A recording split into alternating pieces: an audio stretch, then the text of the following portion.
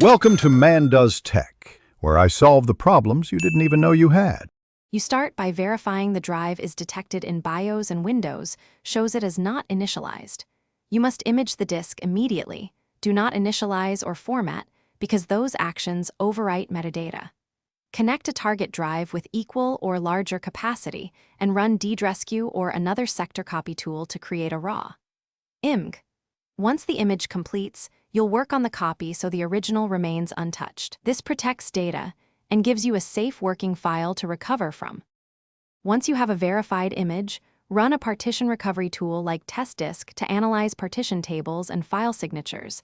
This locates lost GPT/MBR entries.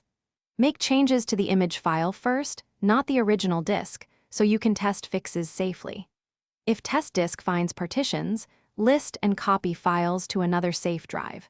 When partitions are irrecoverable, use file carving tools such as photo-rec to extract individual files by signature. Make sure to document offsets and logs for possible later refinement. After confirming recovered partitions and files on the image, you can write the repaired partition table back to the original disk.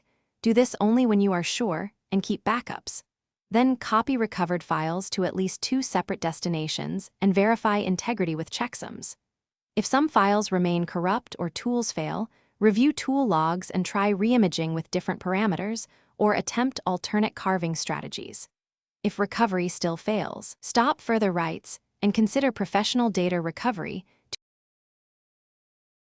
Thanks for watching.